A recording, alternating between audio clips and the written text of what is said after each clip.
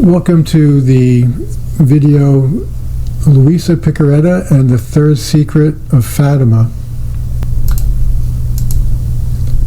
We're going to discuss the Third Secret Vision as published by the Vatican. In this video, we will not contest whether there was a text associated with the vision. We will strictly look at the third vision itself and discuss what it means. And to facilitate that, we'll be looking at quotes from those who have read the Third Secret, and there's been quite a bit of information that's been yielded by Pope Benedict and also Pope John Paul II. We'll look at comparative messages from other Marian Apparitions and Bible passages, and of course we'll look at clues in Luisa Piccarreta's writings that will give us some insight. To help with the analysis of the vision is broken up into 5 different parts. The first is the flaming sword, the second, the bishop in white, the third, Roman ruins, the fourth, the road to Calvary, and the fifth, the Great Tribulation. First part, the flaming sword, and how this will proceed is we'll read in bold the portion of the vision that pertains to the flaming sword in this case, and then we'll look at some quotations from Bible passages and those who have read the Third Secret, and also we'll look at, like I mentioned, some quotes from Luisa.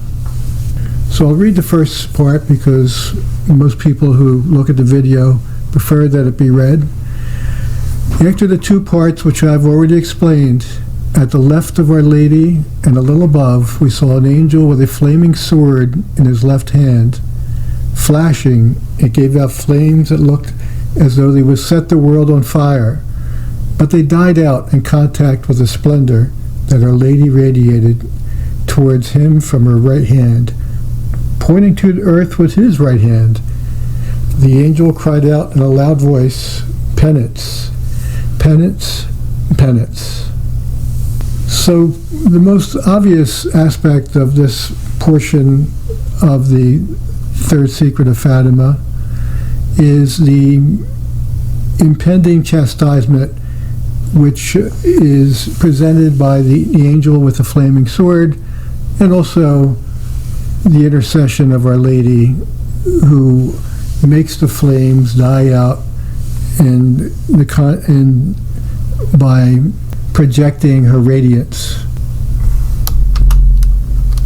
So in looking at the flaming sword, the only place in the Bible that a flaming sword is mentioned at all is in Genesis, which is, I believe, of interest here. And he cast out Adam and placed before the paradise of pleasure cherubims and a flaming sword, turning every way to keep the way of the tree of life. So in this case, the flaming sword is presented as a punishment. It is preventing Adam from going back into paradise, into Eden. Another interesting aspect of the flaming sword, which I'd be remiss in not mentioning, is the coat of arms of Carmel. There is a flaming sword. And what the flaming sword represents there is the word of Elijah, which is the father of Carmel. The word of Elijah is like a flaming sword because it represents a judgment.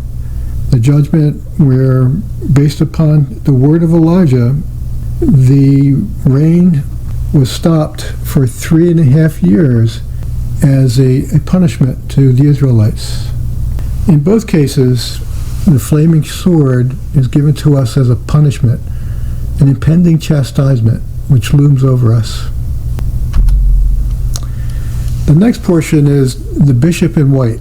And is the bishop dressed in white actually Pope John Paul II, which is something that has been contested by scholars that have studied Fatima, and there's a lot of people that have vested interest in certain opinions regarding Fatima. And as we go through this, I'm sure that I'll make some offense to one of those interests or two. It's not my intent. But let's just go through and study this and see what we can learn. So the second portion is, and we saw an immense light that is God, something similar to how people appear in a mirror when they pass in front of it. A bishop dressed in white. We had the impression that it was the Holy Father. Other bishops, priests, men, and women, religious, going up a steep mountain, at the top of which was a big cross of rough-hewn trunks, as of a cork tree with bark. The interesting part of this that hit me right away is, first of all, what they say is that we have the impression that it was the Holy Father, and ecstasies often entail having some mystical communication. Even if it's not expressed in words, there can be some intellectual insight that's provided, and that's common. And I'm studying another apparition, which I won't get into now, where that also was the case. So if they have the impression as the Holy Father, it's very likely that that's the case. It's a form of communication within the ecstatic state. The other piece of this that is important is other bishops, priests, men, and women religious going up a steep mountain. What does that represent? There's specific mention of bishops, priests, men and women religious, and the Holy Father. It appears to be the church. It appears to be the mystical body of the church. And we have the imagery of them going up a steep mountain where a big cross is. It's the image of Calvary. What is striking is there seems to be on Sister Lucia's part an important emphasis on the cross of what it looks like. The rough-hewn trunks as a cork tree with the bark. And I wondered why that emphasis was there. It seems to be a very dark image. It portends a very a dark cross. So a cork tree with the bark, especially, the bark on a cork tree is very, very dark, almost looks black. And the rough-hewn trunks, it seems like not a 4x4 cross that we're accustomed to seeing and hanging on walls. This is actual cross made out of a tree. And some of the quotations we'll look at is the first is from Pope Benedict. In addition to the moment indicated in the vision, there is seen the need for a passion of the church, which naturally is reflected in the person of the Pope.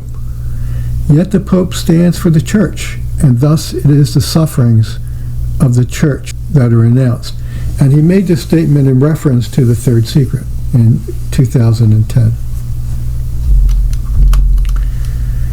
And this is from Luisa. My daughter, the church is my mystical body, of which I glory in being the head. And of course, that's consistent with church teaching, where the church is the mystical body of Christ. Take a look at how things proceed in a parallel way, comparing the redemption to the forthcoming kingdom of the divine will. And this is a very important quote, and this is a key.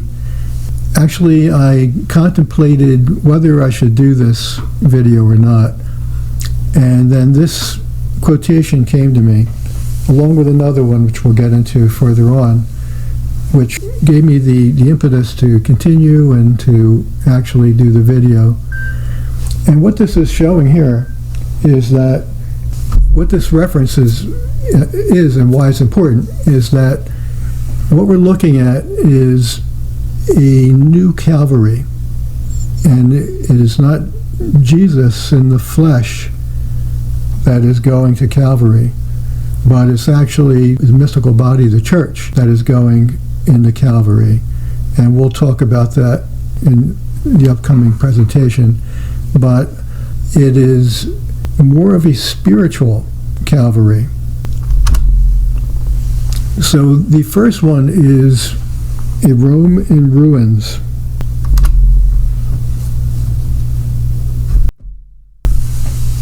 Before reaching there, the Holy Father passed through a big city, half in ruins and half trembling with halting step. Afflicted with pain and sorrow, he prayed for the souls of the corpses he met on the way. One thing I want to point out here is the reference to corpses met on the way. And we're going to make a comparison later on in the vision of the third secret. And the reference to corpses will end up being important. Let no one in any way deceive you, for it will not come unless the apostasy comes first. And this is the spiritual Calvary that I mentioned. It's the apostasy. We often worry about the social, cultural, and political consequences of faith, taking for granted that this faith exists. Again, another reference to the third secret by Pope Benedict. And again, when he was Cardinal Ratzinger, danger is threatening the faith and the life of the Christian, and therefore the life of the world, another reference that he's making specifically to the third secret. And this is from Luisa Piccarreta. Poor peoples, poor children of mine, under the regime of men without pity, without heart, and without the grace to be able to act as guides for their subjects. Indeed, the epic of the Jewish people is being repeated. So the first Calvary was with the Jews, and again, this ties together very nicely when we talk about the subsequent parts of the third secret. That will shed some light onto this as well. So what we're seeing is a repetition. The first reference from Luisa Piccarreta was how things are in parallel between the redemption and the coming of the kingdom of the divine will. And now we have another parallel, a repetition of the epic of the Jewish people. It will be another Calvary, but this time it'll be the mystical body of the church. And from Garabandal, many cardinals, many bishops, and many priests are on the road to perdition and are taking many souls with them. Less and less importance is being given to the Eucharist. And this was in Garabandal in 1965.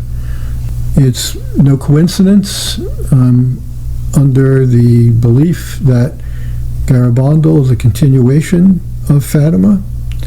Fatima, the third secret, it was pointing to the year of 1960 to be announced, and this happens to be in 1965, which is just so happens to be the year that the Vatican II concluded. And of course, the very famous message from La Salette in 1846, Rome will lose the faith and become the seat of the Antichrist. Even though there's a rather harsh prophecy from La Salette, that's an approved apparition. And the next portion of it is the road to Calvary. Having reached the top of the mountain on his knees at the foot of the cross, he was killed by a group of soldiers who fired bullets and arrows at him. And in the same way, there died one after another the other bishops, priests, men, and women religious, and various lay people of different ranks and positions. The greatest persecution of the church comes not from her enemies without, but arises from within, from sin within the church. Again, Pope Benedict, Third Secret of Fatima, 2010. And this is from Luisa. If I told you about the religious side, how many sacrileges, how many rebellions, how many pretend to be my children, while they're my fiercest enemies, How many false sons are usurpers, self-interested unbelievers? Their hearts are like bilges of vice. These children will be the first to wage war against the church. They will try to kill their own mother. Oh, how many of them are already about to come out in the field. And now there is war among governments. Soon they will make war against the church, and its greatest enemies will be its own children. And another Marian apparition, Akita, 1973.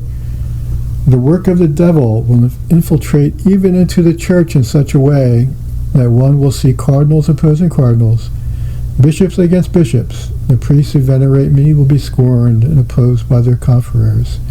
Churches and altars sacked. The church will be full of those who accept compromises. And it sounds very much like the 1965 prophecy from Garabandal. So the important part of this message that I want to bring out, and there's much debate regarding this as well, because the church has stated in looking at presenting the third secret of Fatima and publishing it, that the person who was shot, Pope John Paul II, was actually the one being referred to here, who was on his knees and killed by a group of soldiers who fired bullets and arrows. The argument against it is that the person here, which is assumed to be the Pope, was not killed, and wasn't killed by a group of soldiers. The answer to that is that these visions from heaven are very symbolic.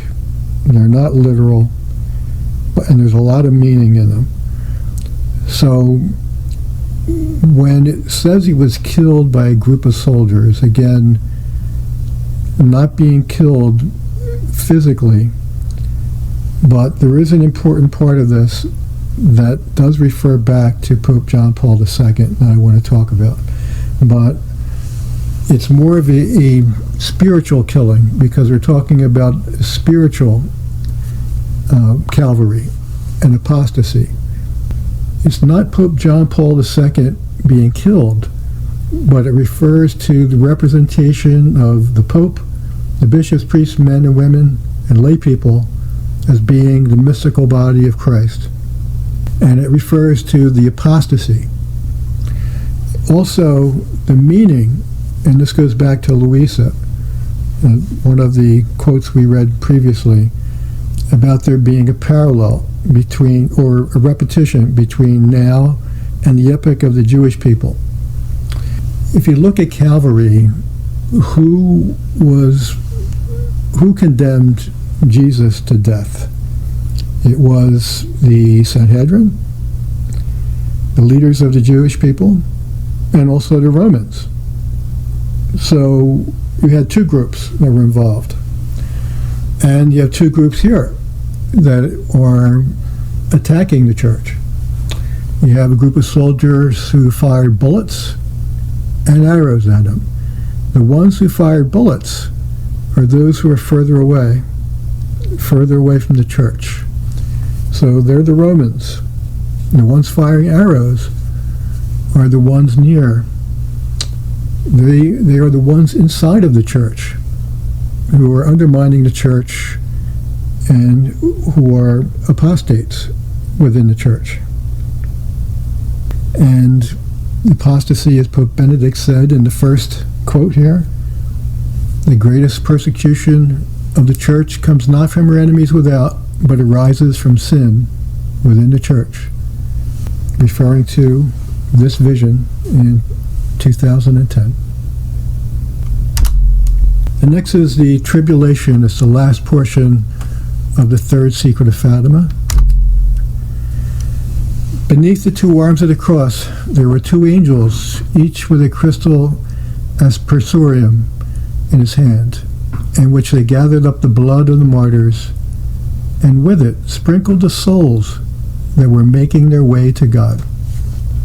Before I go into the quotes, I want to point out the juxtaposition of the dead here.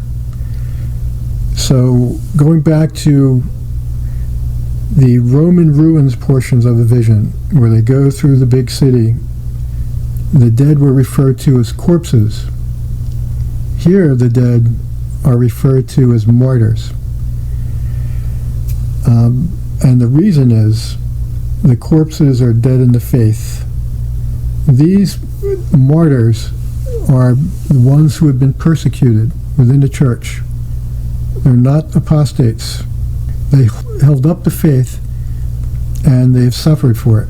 They suffered from the apostasy directly, from either being exposed to it or spiritually suffered from its very existence and how it affects their faith and themselves. It's a spiritual suffering that, although they may not have lost the faith, they are suffering because of the apostasy within the church. And here's a reference to Our Lady of Good Success, another Marian apparition, famous one in Quito, Ecuador. A small number of souls who will secretly safeguard the treasure of faith and virtues will suffer a cruel, unspeakable, and long martyrdom. If you're not familiar with Our Lady of Good Success, this was an apparition back in the 1500s, and it referred specifically, in no uncertain terms, to our times. And the prophecies were about our times. We must prepare ourselves for great trials in the near future. Yes, they may even require giving our lives and total dedication to Christ and for Christ. It can be softened by your and our prayer, but it cannot be averted. Only in this way can the true renewal of the church arrive. How often has the renewal of the church been born from blood? It will not be any different this time. And this is Pope John Paul II in 1980, referring to the third secret of Fatima. So some may argue that this is impossible. Read in the Bible, the church will not be overcome, even by the gates of hell, will not overcome it. So how could this be possible? Well, it's not the end of the church, it's a Calvary of the church. It's a martyrdom. Just like in the first Calvary with Jesus, it was not the end of Jesus. It's something that we need to go through, as Pope John Paul II saying, to have a renewal. It's the same situation as at the first Calvary. Without the cross, there can be no resurrection. No cross, no resurrection. Take a look at how things proceed in a parallel way, and this is a repetition that I made from the previous discussion on another portion of the third secret. And again, this is comparing the redemption to the forthcoming kingdom of the divine will. That's from Luisa Piccarreta's writings. These are they who come out of the great tribulation and have washed their robes and made them white in the blood of the Lamb. Again, it's a reference to a tribulation and a Calvary. And it also refers to a renewal. So it's actually, looking at it, although it portends suffering, it also provides a vision of hope.